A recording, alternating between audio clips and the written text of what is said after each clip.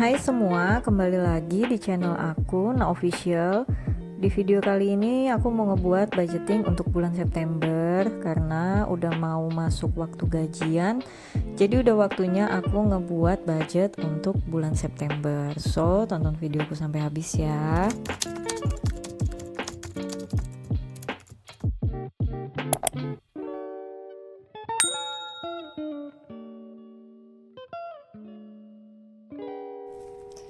Di bulan 9 ini budget aku mungkin temanya yang semakin simple, semakin simple, semakin simple. Sebenarnya aku bikin tema budget sesimpel mungkin selalu itu bukan karena aku males ngebudget ya, bukan karena udah mulai males ngebudget, tapi kayak meminimalisir kegiatan aku menggambar di dalam buku budgeting karena memang aku yang bilang aku nggak bisa ngegambar. Jadi aku memang semakin kesini tuh semakin meminimalkan budgeting aku karena memang aku lebih maksimal menggunakan stiker atau kertas-kertas gitu. Jadi tulisan-tulisannya ya memang yang biasa-biasa aja, sama sekali nggak ada ngegambar sedikit pun. Di sini untuk bagian headernya aku cuma tulis September budget. Nah kalau di tema bulan September ini aku nggak ada bikin cover ya, jadi aku cuma bikin header kayak gitu langsung September budget. Terus di bawahnya aku langsung bikin pos-pos uangnya apa aja yang mau aku tulis. Nah juga yang di atas itu hiasannya dikit aja ya, cuma kertas kayak gitu aku potong, aku tempel, baru aku kasih hiasan titik-titik gitu.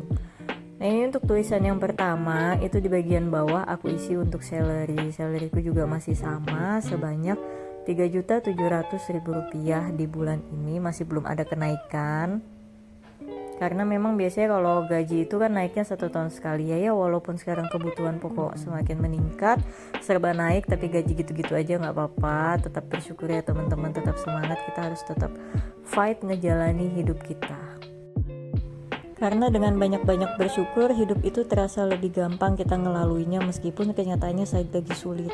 Tapi kalau kita terlalu banyak mengeluh dalam kehidupan itu, rasanya nanti yang jelek-jelek aja selalu datang. Jadi biasakan ya teman-teman, kita harus mulai membiasakan bikin kebiasaan diri kita untuk bisa selalu bersyukur. Hal kecil pun itu harus kita syukuri setiap harinya, supaya hidup kita ini kita jalaninya itu lebih enjoy, nggak hal-hal yang negatif mendekat tapi hal-hal yang positif. Kembali ke budget. Nah ini untuk pos yang kedua itu aku isi untuk saving. Nah di sini untuk saving juga aku masih terbagi 3 ya, untuk reksadana, challenge, dan tabungan biasa. Dan seperti biasa yang bisa aku isi cuma baru di table ya reksadana aja sebanyak 100.000. Untuk challenge dan tabungan itu aku belum isi. Nanti ketika aku udah lakuin evaluasi dan udah mau pos uangnya bener-bener, baru aku bisa tahu berapa uang yang aku alokasiin untuk challenge dan tabungan dari gaji aku. Jadi ini memang masih aku kosongin aja dulu. Semakin kesini ngomong-ngomong tentang si reksadana, aku semakin punya kepercayaan yang makin tinggi dengan si reksadana ini. Jadi mungkin nanti untuk next year, di tahun depan aku bakal naikin invest reksadana aku, nggak cuma 100.000 ini aja, karena bunganya itu lumayan. Maksudnya lumayannya bukan yang sampai beratus-ratus ribu satu bulan ya, hitungannya cuma ribuan, tapi ya jauh lebih untung daripada ketimbang aku nabung di dalam bank. Kalau semisal kita nabung di bank, uang 100.000 per bulan bunganya nggak bakal kerasa, 1.000 pun nggak akan nyampe, bahkan di bawahnya, malah habis kepotong biaya admin. Tapi kalau di reksadana itu enggak. Nanti aku bakal bikin video deh ngebahas tentang reksadana apa yang aku pilih, kenapa aku pilih itu, dan di aplikasi mana aku coba. Kira-kira teman-teman kepengen nggak aku bahas tentang si reksadana? Kalau memang ada yang kepengen atau enggak, boleh share di kolom komentar ya teman-teman. Nah ini selanjutnya aku isi untuk pos berikutnya, yaitu pos kewajiban. Ini udah di kertas berikutnya ya, karena tadi satu kertas sudah penuh.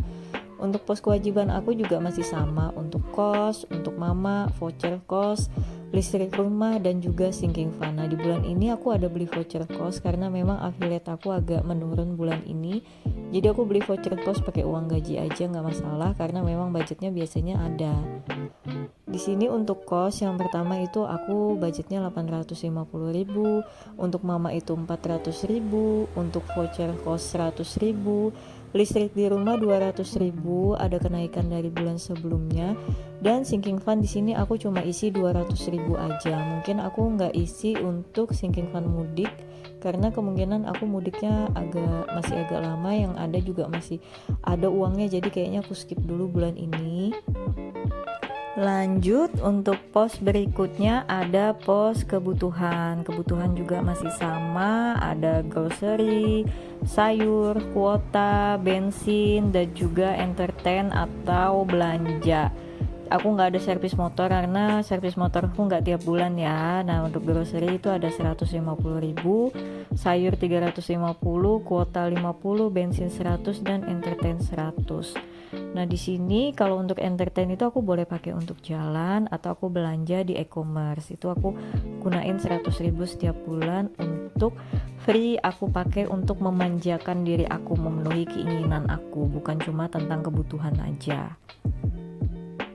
Selanjutnya untuk pos ekstra atau uang yang bebas aku pakai itu sebanyak 400.000, masih sama, jadi per minggu nanti aku pakai 100.000. Jadi aku di sini kenapa bisa ngebudget untuk ada entertain, karena ya aku juga ngerasa aku udah punya dana darurat, tabungan aku udah oke menurut aku, makanya aku agak ngasih kendor ke disiplin keuangan aku supaya aku masih bisa lah ada belanja, ada jajan, tapi dengan budget yang terkontrol supaya nggak terus-terusan menahan uang kayak gitu. Karena kita itu nabungan ada tujuan, ketika satu persatu tujuannya tercapai bolehlah agak dilonggarin yang lainnya. Tapi kalau memang tujuan-tujuan utama menabung kalian belum tercapai, nah memang kalian harus tetap disiplin keuangannya, bener-bener nahan dulu sampai tujuan-tujuan keuangan menabung kalian itu tercapai. Tapi jika sudah, ya nggak masalah. Tapi pada intinya itu memenuhi keinginan itu boleh-boleh aja menurut aku, selama budgetnya ada dan selama tujuan-tujuan keuangan kalian yang utama itu sudah terpenuhi,